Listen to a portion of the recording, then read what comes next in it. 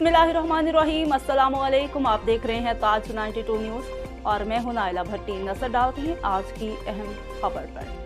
तारिक हमीद अब्बासी की खबर शामिल करते हैं। गुज़श्ता रोज़ तालुका चंबड़ के assistant commissioner doctor Asif Ali Core i अदालती हुक्म पर गोठ दरिया खान में पानी के निकासी के सिलसिला में रिपोर्ट तैयार करने के लिए पहुंच गए और मुआयना के दौरान इलाका मकीनों के दरमियान तल्ख कलामी के बाद मज़कूरा गोठ के सैकड़ों अफराद ने PS चंबड़ के सामने असिस्टेंट कमिश्नर के खिलाफ एहतजाजी मुजाहरा किया और असिस्टेंट कमिश्नर को फौरी तब्दील करने का मुतालबा किया गया। इसी सिलसिला में असल हक़ाइक़ क्या है जानने के लिए assistant commissioner doctor Mohammad Asif Ali Korai से राब्ता किया गया तो उन्होंने क्या कहा, आइए सुनते हैं कि असिस्टेंट कमिश्नर चंबड़ की गुफ्तगू उनके खिलाफ होने वाले एहतजाज और सोशल मीडिया पर वायरल होने वाली वीडियो के बारे में क्या कहते हैं।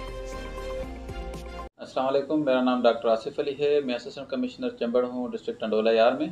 कल हम सिविल कोर्ट टंडोला यार के हुक्म पे हम एक विलेज में गए थे, दरिया खान लुंड में। एक एप्लीकेंट है अब्दुल गफूर लुंड साहब, उनकी एप्लीकेशन थी 133 CRPC के तहत के विलेज में पानी है। जब वहाँ हम पहुँचे हैं, मैं था, एक्सीएन इरीगेशन थे और चीफ ऑफिसर डिस्ट्रिक्ट काउंसिल थे, तो उन्होंने स्टार्ट में ही हमसे कोऑपरेट करना मुनासिब ना समझा।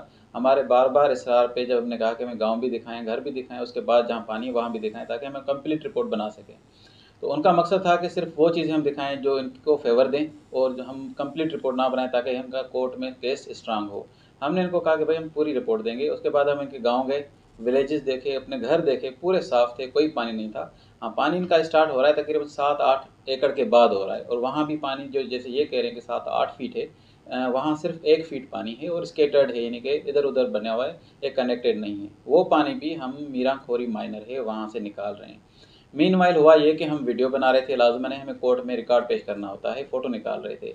उनमें से एक कोई अभी मुझे पता चला है कि उसका नाम आसिफ नाम है, आसिफ लुंड।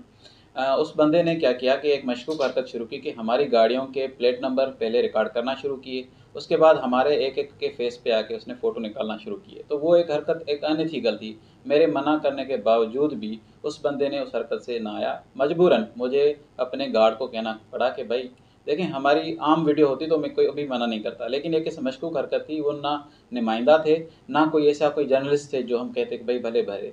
वो एक प्राइवेट बंदा था और मशकूक तरीके से रिकॉर्डिंग कर रहा था। मैंने उसको अपने गार्ड के थ्रू मोबाइल बंद करवाने के लिए कहा। उस दौरान मेरे गार्ड ने जब उससे मोबाइल छीनी है तो उसके बाद उन्होंने इल्ज़ाम हम पे लगाया है कि मारा गया है, गालम गलौज की गई है।